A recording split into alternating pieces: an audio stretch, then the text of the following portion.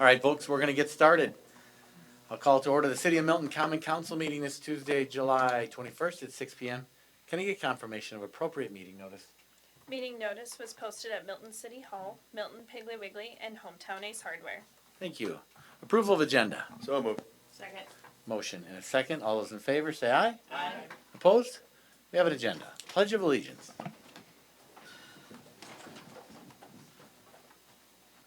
Allegiance to the flag of the United States of America and to the republic for which it stands, one nation, under God, indivisible, with liberty and justice for all.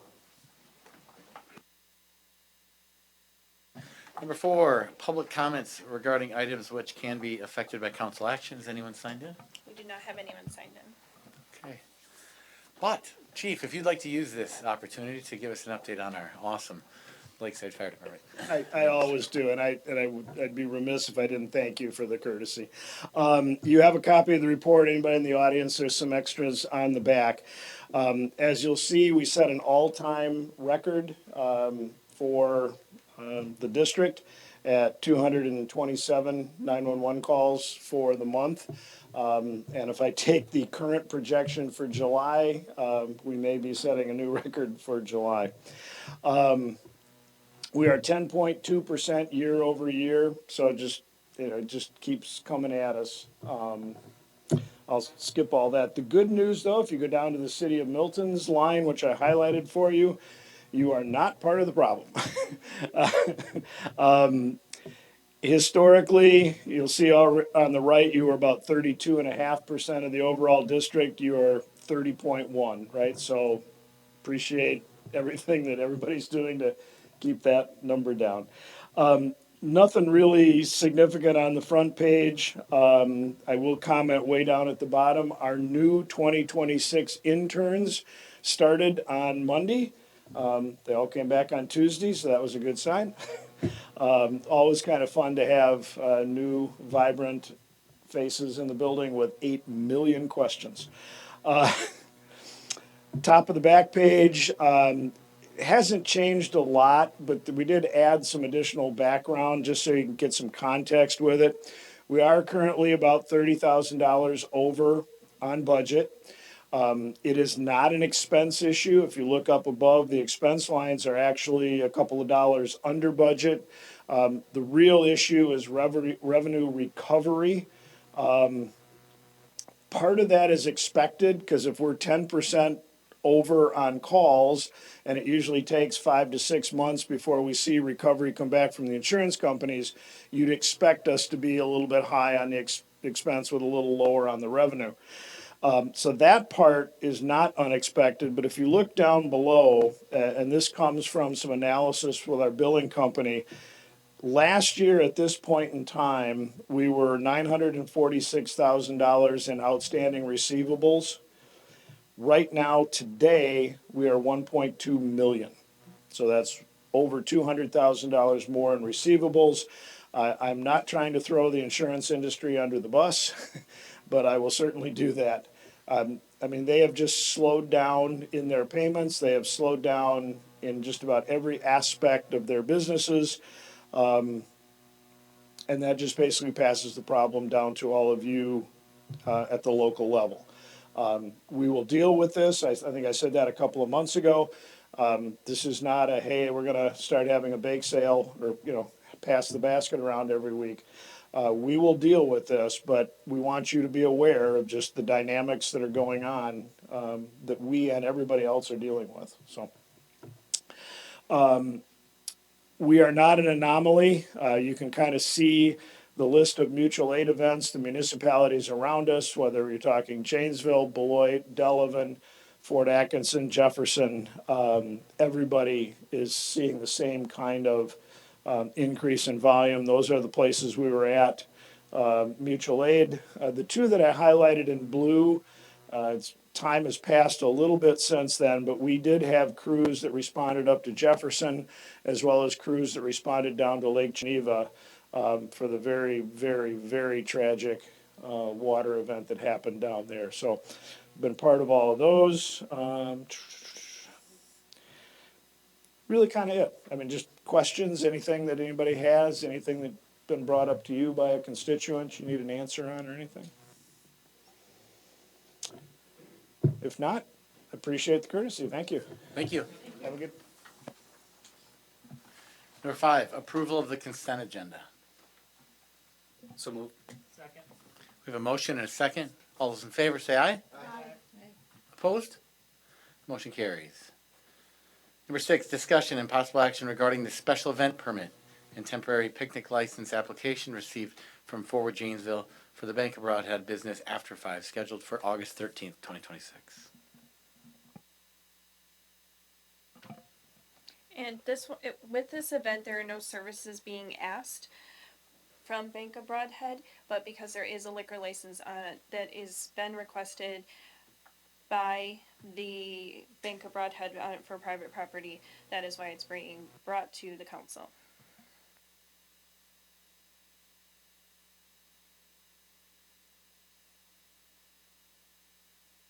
I make a motion that we approve the special event permit from Ford Janesville for the Bank of Broadhead business after 5. A second. We have a motion and a second. Is there any discussion? All those in favor say aye. Opposed? That motion carries.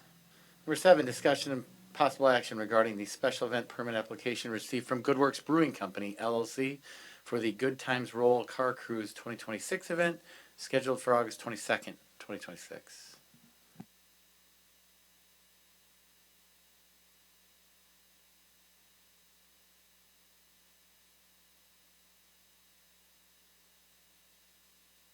I'll make a motion to approve the special event permit from Good Works Brewing Company for the Good Times Rolls Car Cruise 2026 event. Second. We have a motion and a second. Is there any discussion? All those in favor say aye. Opposed? That motion carries. Number 8, discussion and possible action regarding direction on a data center moratorium ordinance. The attached draft ordinance would establish a temporary moratorium on the development of a data center within the city of Milton. The moratorium is intended to provide the city time to evaluate the potential impacts of data centers and develop appropriate zoning regulations and standards.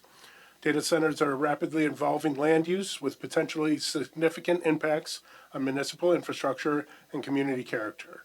The proposed ordinance would temporarily pause consideration of such developments to allow the city to study potential impacts on infrastructure, evaluate land use compatibility, and develop clear regulatory standards. The city's current zoning code does not specifically address data centers. Without defined standards, proposals may be difficult to evaluate consistently. A moratorium allows the city to proactively establish regulations rather than react to individual proposals. If the council directs staff to proceed, the next steps would be the Planning Commission public hearing on the proposed ordinance, Plan Commission recommendation, and then Common Council consideration and potential adoption. I'd like to make it clear that the city has not received any inquiries or proposals related to data center development.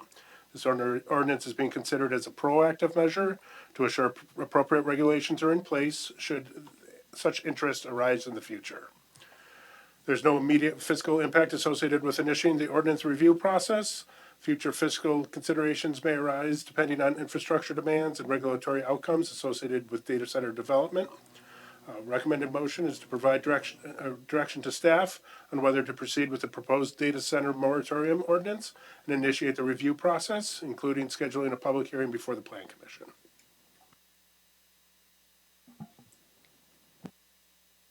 Thank you, Paul. Anybody got any questions on this or comments? I guess when I first, I don't know if I was the only one, when I talked to Paul about this, my thinking behind it was the state and the federal government they're doing nothing right now, to be honest with you, as far as any legislation to govern or to regulate this industry. And we don't know what we don't know, in my opinion. We don't know, I personally don't know enough about it. So some of the things that I would like to see in there, I read through this, Paul, I would like to see a 2-year instead of a 12-month, 24, because since no one's doing anything right now anyway, I think we need more time. Hopefully that at some point somebody is going to, I'll just be blunt, do their jobs in Madison and Washington and start looking at this in some real way. Also, I would like to see some language in there in reference to NDAs, especially where it concerns. I get the reason we would have an NDA sometimes with government. If you have two competing entities for one project and they're trying to control the information flow while they're competing, I understand that. But if there's one entity that's trying to do one thing in one place, I don't understand the reason for an NDA. To me, that just seems fishy. And if it looks like a duck, walks like a duck, quacks like a duck, it's a duck. So some language in there in reference to NDAs, especially when there's only one entity that may be interested in doing this. And I'm not sure exactly how to legalese that, Mark, but that's the two things that I took away from it. Yeah, I'll agree with everything that Councilman Smith just said, and also add that this would be a very critical step for us to actually engage the public. So by moving this forward tonight, we'd actually be able to have the chance to sit down in a public hearing and hear from our constituents in our community. And these are flashpoints. We get that. These are big issues right now. It's very salient in the community, all across the country. And I think it's important that we kind of center our constituents' voices on this issue. And by passing this tonight, we'll take the first step to being able to do that. So, as I saw and research into it, I think we all understand there's this big movement of data centers around the nation and stuff like that. I agree with Alderman Smith about being proactive to it, and I support that 100%. So I like that I saw this on the agenda that we're addressing this and putting some proactive energy behind to it. But just kind of reassuring to it's a very sensitive subject in the public as a whole, and just really reassuring to everybody that there is nothing behind the scenes going on whatsoever. It's just being a proactive counsel of just saying, hey, if this does pop up, how do we even try to tackle this? Now, the one thing that I do wonder and concern is just the rabbit hole. I don't know much about data centers either, and then one data center project could be completely different to a different data center project, and where and when, and all that kind of stuff. So I appreciate the 2-year remark. I think year by year. I mean, we have no anything on the dock of anything. So I think 1 year, 2 year. I think 12 months go by, we could renew this thing and do it all over again and issue that. The one question is just the NDA. I have the same sentiment as Alderman Smith, but just that almost seems like it's two separate issues of NDAs just in general is a whole different thing. And I just don't understand. I want to get a little clarity of what you're talking about, how this ties into data centers specifically. In response to that, very often we're seeing throughout the county and throughout the state of Wisconsin, the companies that are developing these hyper data centers are entering into NDAs with the governments that they're talking to, governmental bodies that they're talking to, and the individuals that represent those local governments. When they're the only they're the only entity that's vying for that. And they're saying, well, we have to protect what we're negotiating for. Well, who are you protecting it from? To me, it seems like you're not wanting the individuals, the public, to be able to hear what is being said, and that seems to be a trend. And the reason it's specific to this, and I would want the 2 year, I think, is because I think we need another year to hopefully start kicking Madison into gear. And I've been talking to my state legislators about this. How about you guys start doing your jobs and start looking at this as a utility and how we regulate every other utility? Why aren't we looking at some regulation on this? So I think to do the 2 year is in reference to, we know that nothing's going to happen that quickly in a year. So let's put it at that 2 year benchmark, and we can always rescind it if they do something. We can always take it away, but I want to make sure that things slip through the cracks. When we look at, we'll do it next year, we'll do it the next year, and things tend to slip through the cracks, and that's why I said I wanted it at 2 years. If the state starts coming down with some legislation in reference to this, great, we can rescind it, I'm groovy with that. And as far as the NDAs, it's because we've seen it so specific to this, where there's NDAs where, in my opinion, and that's just me, I feel they're inappropriate. Because if you're wanting to protect your information, but there's no one that you're competing with, then who are you protecting your information from? And that's typically the people that are quite honestly paying the taxes and are going to foot the bill for this. So that's why. I think this is a crucial step for us in, making sure that we're having the time to evaluate what's going on or could be potentially going on, not going on right now, and also getting, like Brooke said, getting the public's input. Attorney, can we implement a moratorium for longer than a year? The longer the moratorium is in effect, the more susceptible it is to a challenge. The longest I've seen is 18 months. Generally, they're a year, but if you put it 2 years, I guess, and somebody challenges it, well, then they do, I guess. But that's just my research, and I don't know if I think Paul's looked into it as well, but that's what I found, that in general moratoriums, the longer you, no matter what it is, if it's just a simple zoning or specifically this, the longer they're in place, the more susceptible they are to a challenge. Thank you. Sorry, go ahead, Paul. I also would like to mention that moratoriums are to give the municipality time to do research, not wait for another entity to take action. So we wouldn't be waiting for the state, we'd be actively conducting research on what our zoning options are and what a data center uses in doing that research. So I just want to make that clear. Okay, I guess my next question would be, and I'm fine with it, and you know, compromise is the way this all works. Then I guess, is there a way that we can make sure that in 1 year we put in there to revisit it on this date so that it doesn't get lost? We've done that, I believe, with the ATV, UTV, where we put it in there so that it's written in there so that it doesn't fall through the cracks and just go away. That's my concern, because I own this council and on Plan Commission and the Police Commission in the past, I have seen where people go, oh, well, they did this years ago, but it fell through the cracks and we didn't revisit it, and then we had to come back and try to mess that up. And so that's something I don't want to see happen. I get it if that's a year, but I also believe that anybody, this is America, anybody can sue anybody for anything at any time. So, you know, it doesn't matter if it's a year or 2 years out, but I'm also willing to compromise. Then I'll make a motion then to direct staff to proceed with an 18-month data center moratorium ordinance, including language that prohibits non-disclosure agreements, particular to data center development, and initiate the review process, including scheduling a public hearing before the Plan Commission. Second. Thanks. We have a motion and a second. Is there any other questions or comments here before we vote? Paul, were you going to make a comment?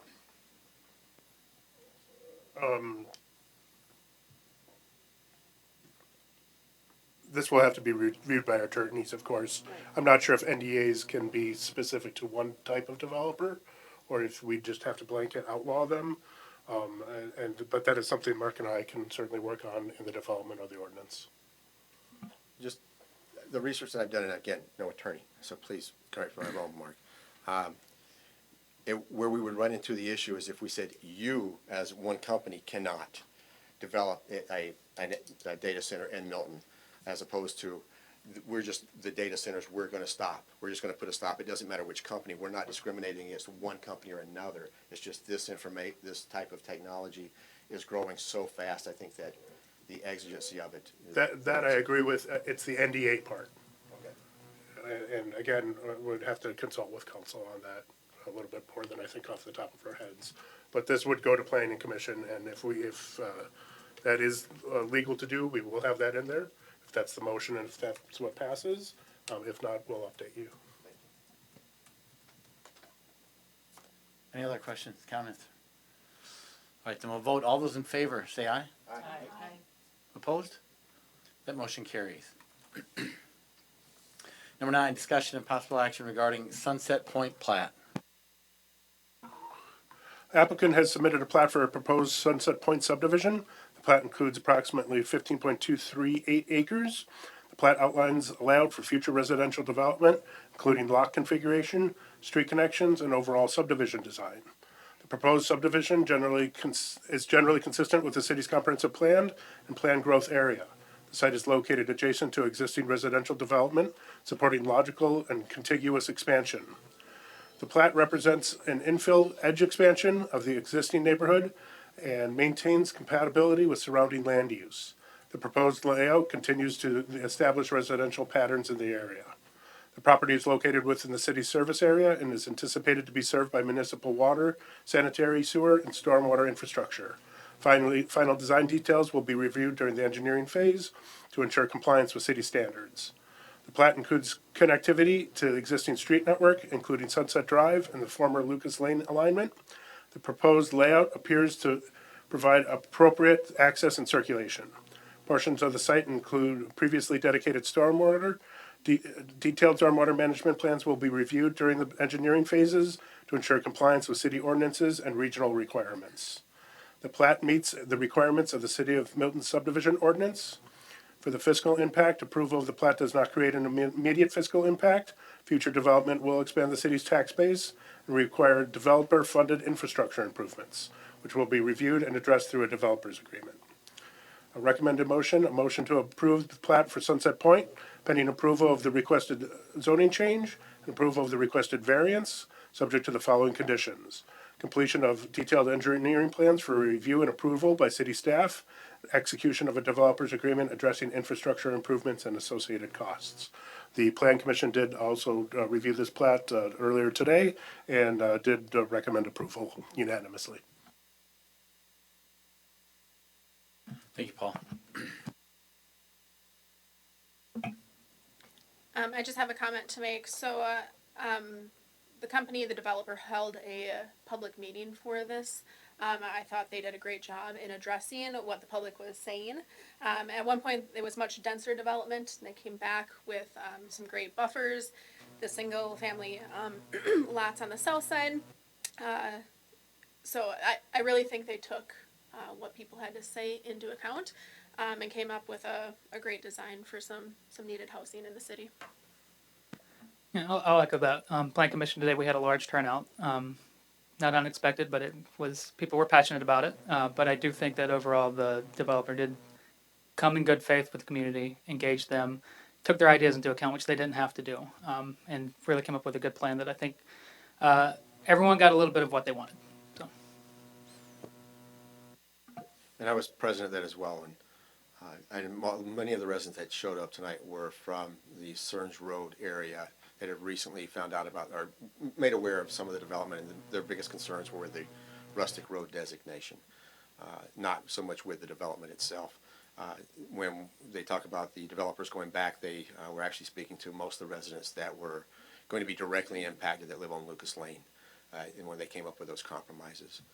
And that being said, I would move to approve the plat for Sunset Point, pending approval of the requested zoning changes and approval of the requested variance, subject to the following conditions: completion of a detailed engineering plan for review and approval by city staff and execution of a developer's agreement addressing infrastructure improvements and associated costs. Second. We have a motion and a second. Is there any further discussion on this? All those in favor say aye. Aye. Anyone opposed? That motion carries. Number 10, discussion and possible action regarding ordinance 2026-590 to rezone lots 1 through 8, 15 through 24, Outlot 2, portions of Outlot 2, and portions of Lot 9 of Sunset Point.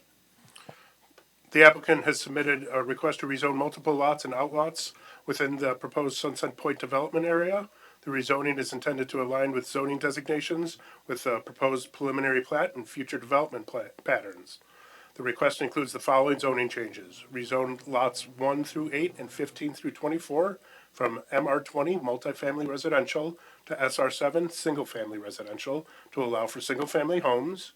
Rezone portions of Outlot 2 from MR20 to NMU neighborhood mixed use to accommodate a future leasing office building. And then rezone portions of Outlot 2 from institution to NMU for that same use.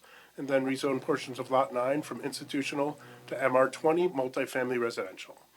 The proposed rezoning is consistent with the city's comprehensive plan and future land use map.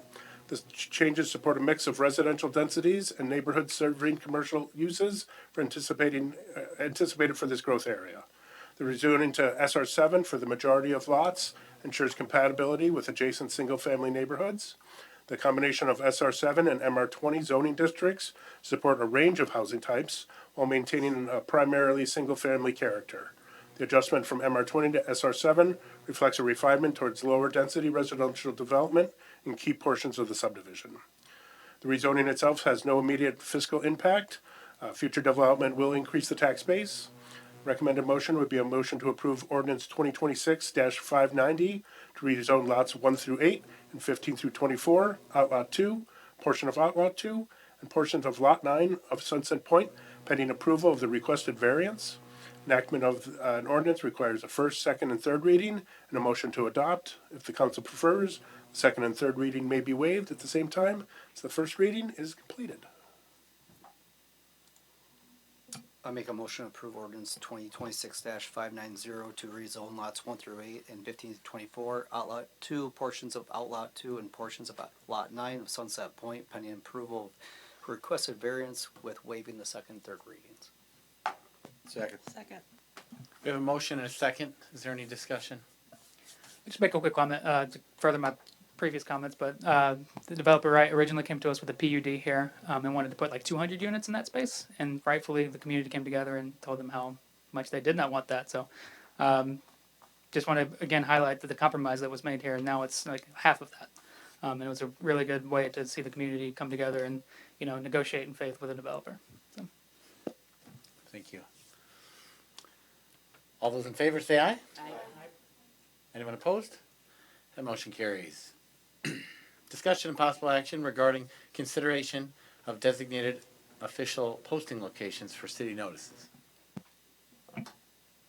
The City of Milton currently posts official notices, including agendas, at the Milton City Hall, Piggly Wiggly, and Hometown Ace Hardware. Staff recommends replacing Hometown Ace Hardware with the Milton Public Library as one of the city's official posting locations. The library is a city-owned facility that provides a reliable, publicly accessible location with consistent operating hours. Designating the library as an official posting location places notices at a municipal facility under the city's control and helps ensure long-term consistency in the city's posting practices. The remaining locations of City Hall and Milton Piggly Wiggly would remain unchanged, and if approved, staff will update the city's posting procedures and the website to reflect the change. Recommended motion is to approve the replacing Hometown Ace Hardware with the Milton Public Library as one of the city's designated official posting locations.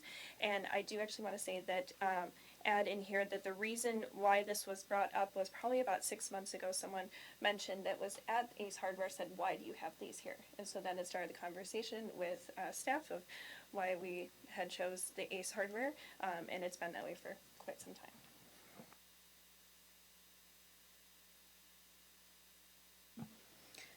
I make a motion to approve replacing Hometown Ace Hardware with the Milton Public Library as one of the city's designated official posting locations. Second. We have a motion and a second. Is there any discussion on this? All those in favor, please say aye. Aye. Anyone opposed? That motion carries. Number 12, discussion and possible action regarding ordinance 2026-591, amendments to the direct sellers ordinance.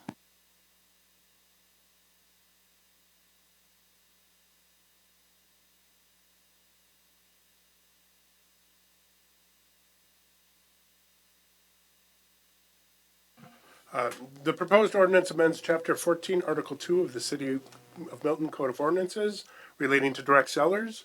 The revisions are intended to clarify the ordinance, eliminate overlapping regulations, and ensure consistency with Wisconsin statutes.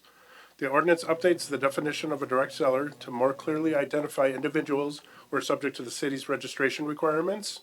The revised definition clarifies that direct sellers include individuals who sell goods or take sales orders in person at residential or business locations, including peddlers, solicitors, and transient merchants.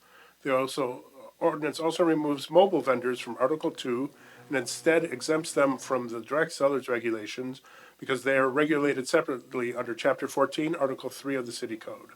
This change eliminates duplicate regulation and provides a single set of requirements for mobile vendors.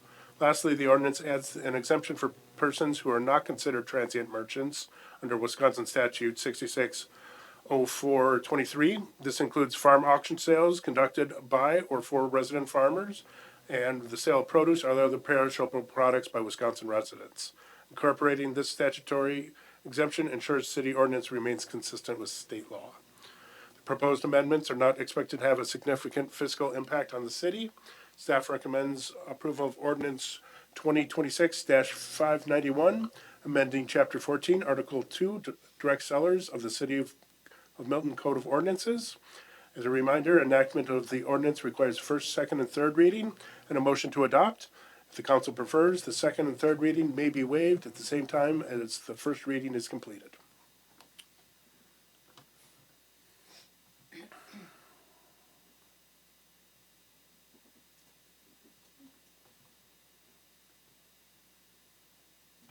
I'll make a recommendation to approve ordinance number 2026-591, amending to Chapter 14, Article 2, direct sellers of the City of Milton Code of Ordinances, and with waiving the second and third readings.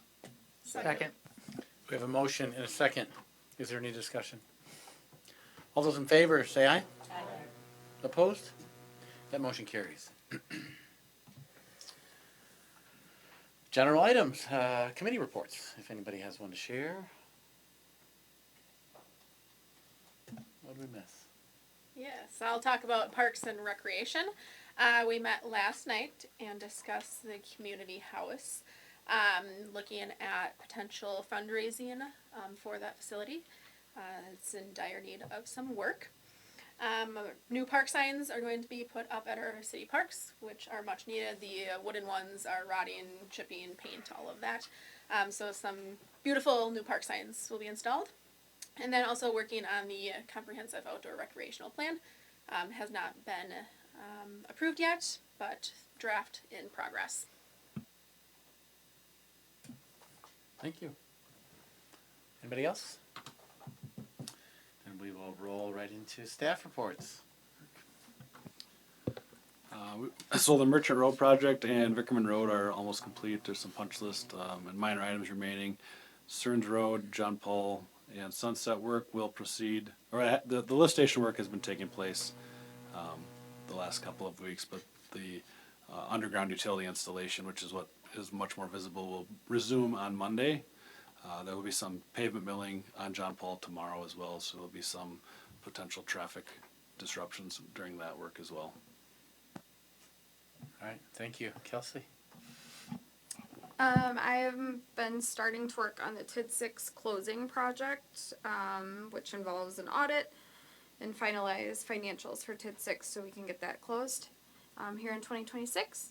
And then Paul and I met last week with our health insurance agent just as doing a mid-year review and anticipating getting rates and everything together for next year's health insurance rates for employees. Thank you. Paul? The solar project is scheduled to be installed August 24th to the 28th, Wells 5 and Wells 6. We are working with McKenna Park. There's a slight conflict right now. We might have to move a solar panel, but that shouldn't be too much of an issue. I'll keep you updated on that. Also, discussing the comprehensive outdoor recreation plan. Parks Committee did set a public meeting for Wednesday, August 19th at 6 p.m. here in this facility to get input from the public on future parks development. Awesome, thank you. Jenny? In-person absentee voting for the August 11th partisan primary election will begin Tuesday, July 28th and run through Friday, August 7th during regular office hours. And then on Friday, August 7th, the City Hall will be open 8 to 4:30. The public test of election equipment for the upcoming election will be held on August 3rd at 10 a.m. in the council chambers. That's all I have for this evening. Thank you. Chief? There we go.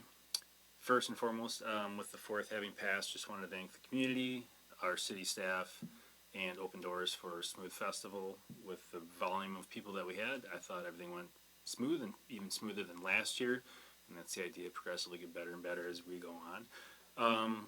Just a couple updates for staff. We had a few newer officers, went through some active threat response training. It was like a countywide initiative, so several days of just active threat type training. Sergeant Corder will be attending a 10-day first line supervisor course next month to help assist him in his still slightly new role. Officers are progressing well into training with Officer Bowersock and Wells both moving into phases 2 and 3 respectively as they near solo patrol. James Becker will be our newest officer, going to be sworn in this coming Monday at 8:30 a.m. So all are welcome to attend that. I'll zip an email out to everybody as well. And he'll begin the academy on August 10th, assuming he passes his readiness test this coming week. So assuming everything goes Friday, we should be good to go. And that would bring us up to full staff. Just some upcoming activities. July 28th, we'll be at the Rock County Fair. We'll have a booth and squad on display there from 10 a.m. to 4 p.m. So coming out, check it out. August 5th, we'll be in Edgerton for their National Night Off. National Night Out. I won't be off. I'll be at National Night Out. Showing off gear and squads and stuff. And then just another kudos to our city mechanics. They're nearing the completion of another squad upfit this year. I threw a curveball at them with some more lights, so they smiled at me and gracefully put them on the squad. It's a huge benefit to having them done in-house, and I know I say this year after year, but they do a phenomenal job. And our fitness center, or fitness dungeon, as some people have been calling it, is taking shape. It's going to be awesome when it's all said and done. We just had a 2,000-pound delivery this afternoon by freight, so we'll work on getting all those pieces put together in the basement in the next week or two. And that's it for the PD update. I got one question for Chief, if that's all right. Sure. Just a quick update. Any incidents at the four-way stop sign of John Paul and Madison? None to my knowledge. And that's been the same message on repeat, yep. Well, thank you. All right, team building exercise. What's your worst habit? And you all, I'm so happy you're all still here because you all get to play after we're done. Worst habit? Social media scrolling.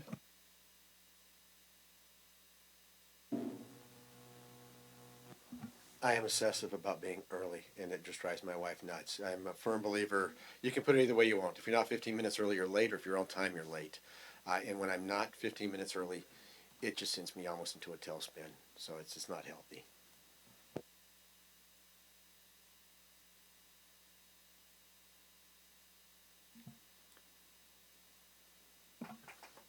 I was gonna go last as kind of a joke. I'm a procrastinating perfectionist, so I tend to wait until the last minute, but it has to be perfect to be done. I would say calling out traffic violations when I'm not working to my family members.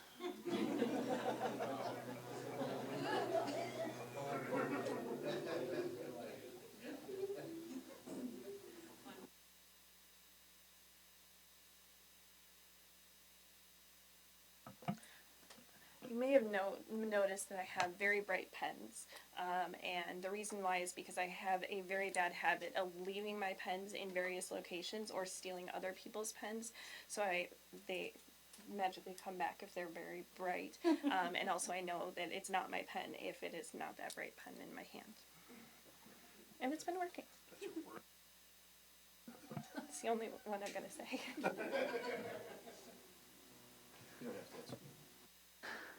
I will say, similar to Molly, perfectionist a little bit, and I tend to wait till the last minute for some things, but I won't copy that one, and I'll say, at the Plan Commission meeting, I was told repeatedly that I speak too fast. So, I need to work on doing that.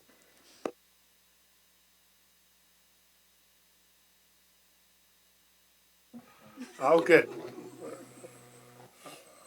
have a little introspection here on some free counseling.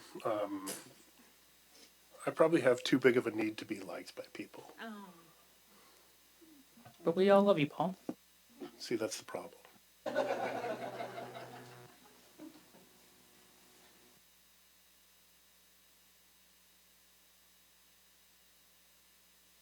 I can go. I'm really opposite of Ken. I tend to run and push the clock as close as I can and blame everyone else but myself, but I'm sure it's my fault.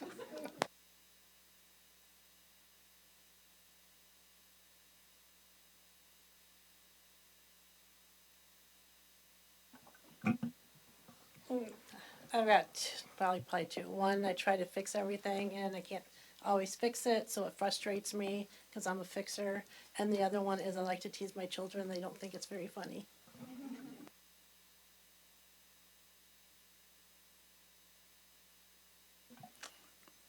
I'm always 100 miles an hour, and I'm very structured to everything I do, and that can cause me to be impatient with others.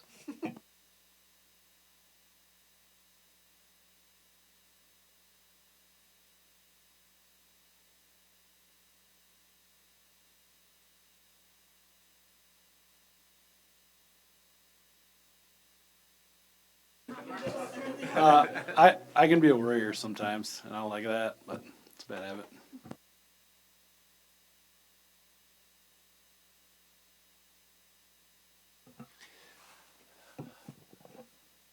Well, and talking about things and and then when I go over things again and so I guess comes down to I repeat myself too often.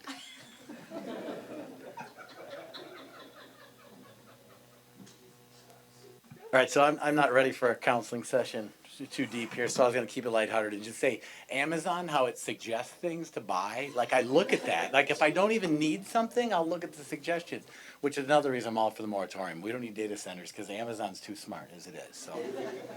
So your turn, folks. Just go ahead, blurt it out. We'd like you to play, please. Especially the kids. Especially the kids.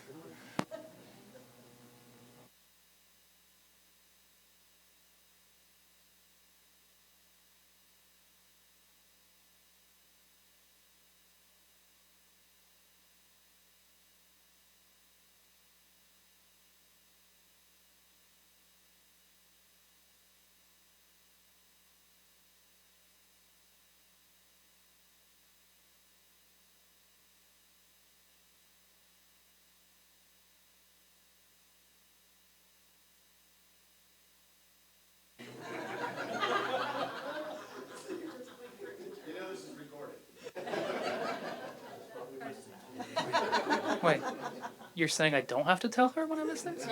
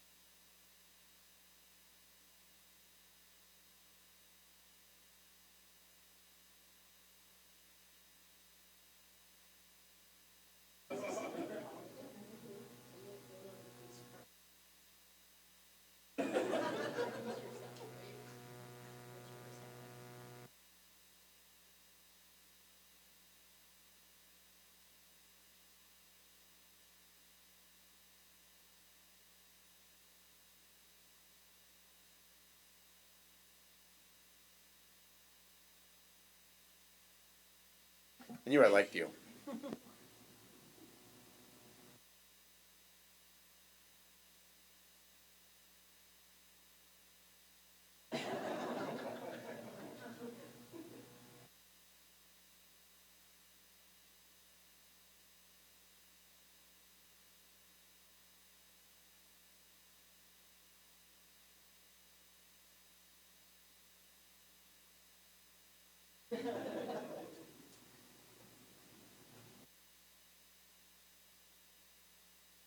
Okay, thank you.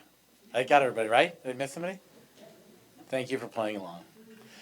Our next meeting date is August 4th, 2026. Motion to adjourn. So moved. Second. All those in favor say aye. Aye. Opposed? We stand adjourned. Thank you, everyone.